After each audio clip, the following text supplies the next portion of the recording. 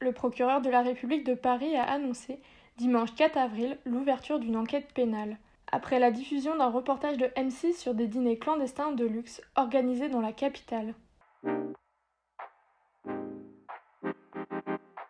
Selon une source de l'émission, des ministres auraient pu participer à l'une des soirées. L'organisateur de ces soirées n'est autre que Pierre-Jean Chalençon, connu pour l'émission Affaires conclues. La traditionnelle messe de Pâques organisée au Vatican a réuni quelques fidèles, loin des milliers de participants d'habitude.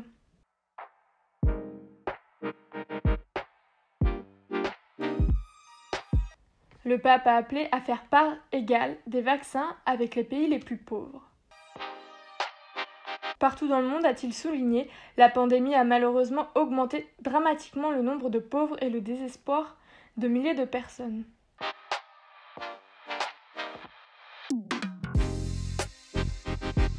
Le procès de la mort de George Floyd entre dans les débats de fond à Minneapolis.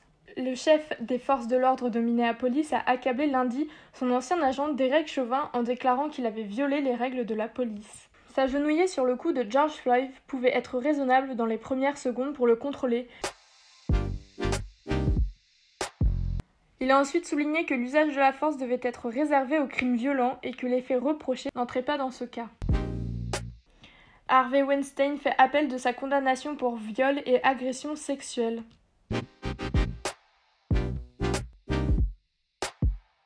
L'ancien producteur de cinéma, condamné à 23 ans de prison, estime que ses droits à la défense n'ont pas été respectés lors du procès.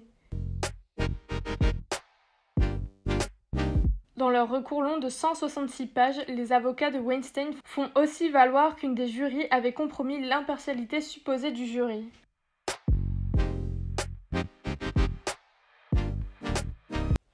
Le président russe Vladimir Poutine a signé un décret modifiant la constitution pour lui permettre de se maintenir au pouvoir jusqu'en 2036.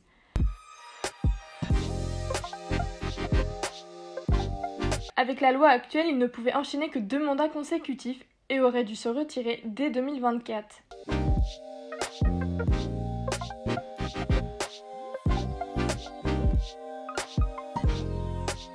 La disparue de Bédarieux, Aurélie Vaquier, a été assassinée.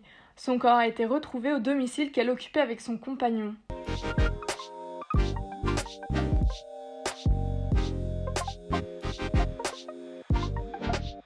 Considéré comme le témoin numéro 1 depuis le début de l'enquête, il a été mis en garde à vue, sa version n'ayant pas convaincu les gendarmes.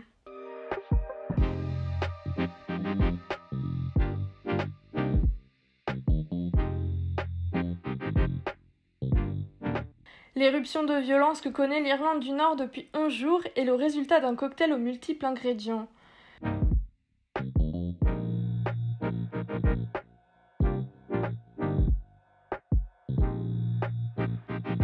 Le principal est la colère des unionistes en raison de la création d'une frontière économique avec la Grande-Bretagne.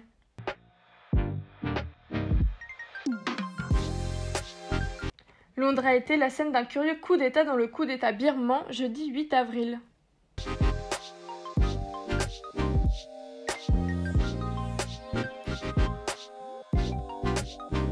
This kind of coup, in the middle of London, this kind of coup is not going to happen. L'ambassadeur en poste, Kian Zwar Min, s'est retrouvé bloqué à l'extérieur de son ambassade.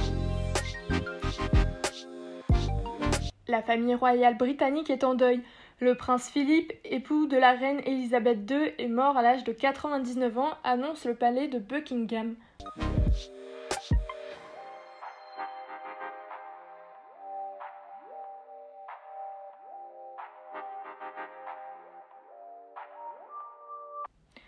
L'épisode sévère de gel de ces dernières nuits a provoqué au moins 50% de dégâts dans les vignes de Bourgogne.